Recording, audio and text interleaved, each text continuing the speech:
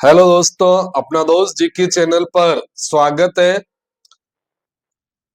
हिंदी साहित्य के आधुनिक काल के अंतर्गत अपन ने छायावाद पढ़ा था। छायावाद के अंदर महादेवी वर्मा की समग्र विवेचना देखी थी।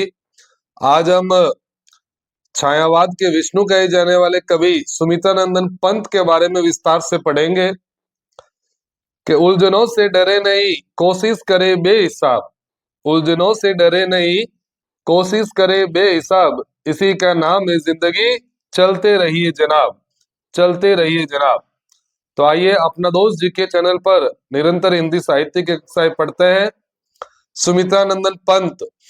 सुमित्रानंदन पंत का जन्म कोसानी अल्मोड़ा के अंदर 1900 ईस्वी में हुआ था। निधन 1977 में हुआ। सुमित्रानंदन पंत का जीवन काल 1900 से 1977 ईस्वी। कोसानी अल्मोड़ा में जन्म। इनके बचपन का नाम गोसाई दत्त था।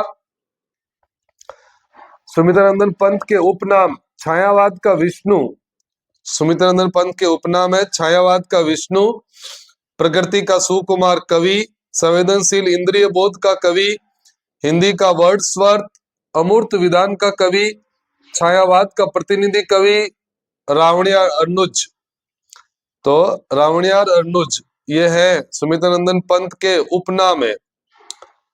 तो बहुत ही मोस्ट है ये प्रश्न भी। छायावाद का विष्णु, प्रकृति का सुकुमार कवि, संवेदनशील इंद्रिय बोध का कवि, हिंदी का वर्ड्सवर्थ, अमूर्त विधान का कवि, छायावाद का प्रतिनिधि कवि और रावणियार अनुज। सुमित्रानंदन पंत की प्रथम कविता गिरजे का घंटा। तो गिरजे का घंटा 1916 में रही थी प्रथम कविता। और प्रथम काव्य संग्रह उच्छ्वास 1920 ईस्वी।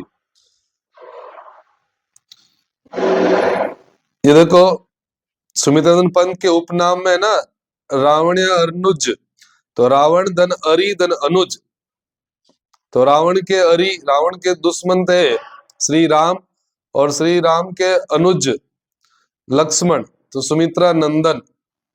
तो लक्ष्मण को सुमित्रा नंदन कहा जाता है। इस प्रकार इनका उपनाम रहा है रावणिया अनुज।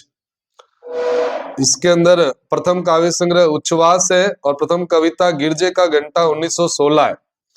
पंत की काव्य यात्रा के निम्न 4 सोपान है।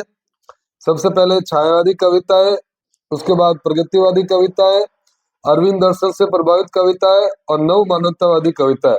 यानी पंत की काव्य यात्रा को अपन 4 भागों में पढ़ेंगे। तो सबसे पहले देखते हैं छायावादी रचनाएं।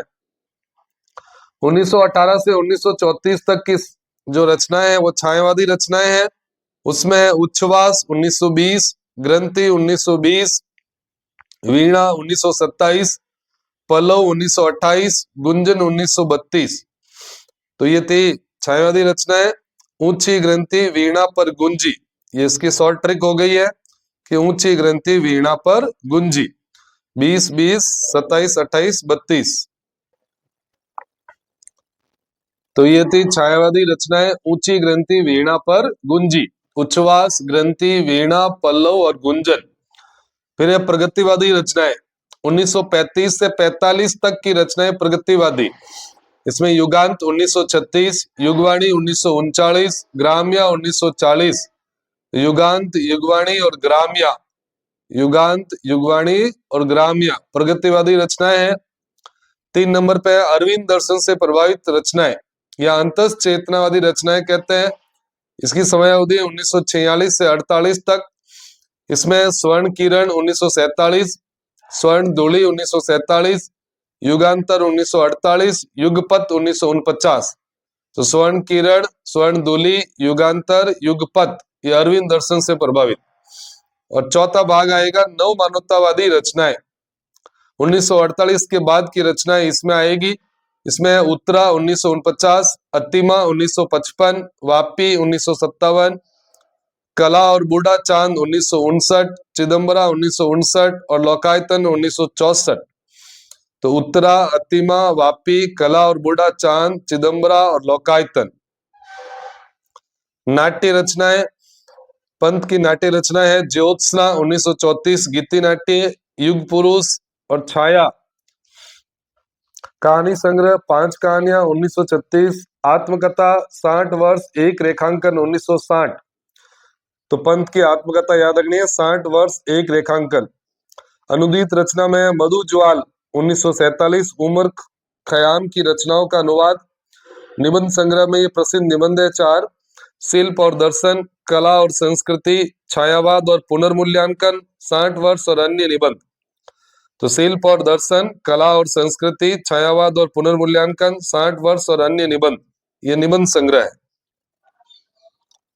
अब अपन पंत की रचनाओं के संदर्भ में विशेष तथ्य पढ़ेंगे, ये भी मोस्ट सवाल बनेंगे इसमें से। उच्छ्वास में छायावादी शैली की कविताएं हैं जो प्रेम एवं प्रकृति सौंदर्य से संबंधित है। वीणा, वीणा में पंत ने कहा है, इससे मेरी भावना का शिशु संसार है, यानी इसमें मेरी भावना का शिशु संसार है, ये मेरा दूध मुहा प्रयास और बाल कल्पना है। इस संग्रह की सबसे प्रसिद्ध कविता प्रथम रश्मि है। तो अच्छा प्रश्न बनता है कि पंत ने किस रचना को अपना दूध मुहा प्रयास या बाल कल्पना कहा है, तो वीणा को कहा है। और प्रसिद्ध कविता प्रथम रश्मि है। पल्लव, इसकी भूमिका प्रवेश नाम से लिखी है। पल्लव 1928 है। इसकी भूमिका को छायावाद का मैनिफेस्टो यानी घोषणा पत्र कहा जाता है। तो मोस्ट सवाल है, पंत की रचना पल्लव 1928, इसकी जो भूमिका थी उसको छायावाद का मैनिफेस्टो कहते हैं। इसमें प्रकृति सौंदर्य से संबंधित कविताएं ज्यादा है, अतः इसे प्रकृति की चित्रशाला भी कहा जाता है। मोस्ट प्रश्न है, प्रकृति की चित्रशाला किसे कहा जाता है, तो पल्लव को। इस संग्रह की प्रौढ़तम रचना है परिवर्तन 1924 में।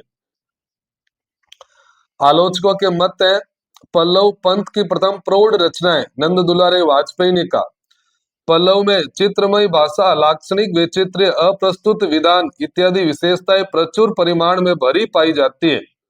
रामचंद्र शुक्ल। अगली रचना है गुंजन 1932 ईस्वी। गुंजन है वो पंत की अंतिम छायावादी रचना है। पंत जी इसे प्राणों की उन्मन गुंजन का है।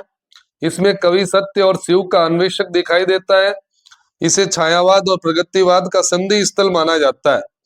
पल्लव में जहां भावना की प्रधानता थी, वही गुंजन में चिंतन की प्रधानता। अगली रचना है युगांत 1936। यहाँ से पंत जी के यथार्थवादी या प्रगतिवादी साहित्य का आरंभ होता है। इस रचना को छायावाद के अंत का घोषणा पत्र कहा जाता है, युगांत। तो छायावाद का मैनिफेस्टो तो है पल्लव 1928 की रचना, और युगांत 1936 छायावाद के अंत का घोषणा पत्र। युगांत की प्रमुख कविता है ताज, द्रुत जरो जग के जीर्ण पत्र, कलरव, रविंद्र के प्रति, बाबू के प्रति। यह युगांत की प्रमुख कविता है। युगवाणी 1939, इस रचना को पंत ने अपने युग की वीणा कहा है। तो युगवाणी को युग की वीणा कहा गया है। इसमें गांधीवाद एवं मार्क्सवाद से प्रेरित कविताएं हैं। इस रचना के बारे में विश्वनाथ प्रसाद मिश्र ने लिखा है, पूर्व रचनाओं में अध्यात्म और प्रेम का राग अलापने वाला कवि इस रचना में आकर रोटी और मकान का राग अलापने वाला बन जाता है। और यही युग का सत्य भी था। विश्वनाथ प्रसाद मिश्र युगवाणी के बारे में सुमित्रानंदन पंत के लिए लिखा था। अगली रचना है ग्राम्या। ग्राम्या 1940। शुक्ल जी ने इसे युगवाणी का ही विस्तार माना है। इस रचना के बारे में गुलाब राय जी ने लिखा है, युगवाणी प्रगतिवाद का सिद्धांत वाक्य थी, तो ग्राम्या उसका प्रयोग। ग्राम्या में प्रमुख कविता है ग्राम श्री, ग्राम देवता, ग्राम युक्ति, बापू और वे आंखें। अगली रचना है स्वर्ण किरण 1947। इसे स्वर्ण काव्य कहा गया है। मानव उत्थान संबंधी कविता है। अरविंद दर्शन का गहरा प्रभाव। खादी के फूल 1948 हरिवंश राय बच्चन के साथ मिलकर लिखी थी।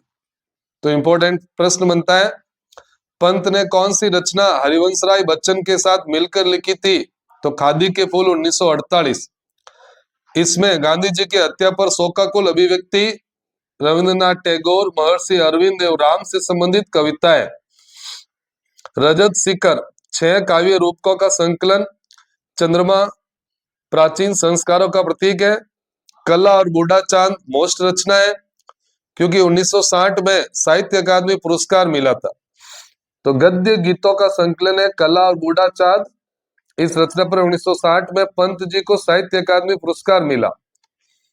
चिदम्बरा युगवाणी से लेकर अतिमा तक की 10 काव्य रचनाओं से चुनी हुई 196 श्रेष्ठ कविताओं का संकलन है चिदम्बरा।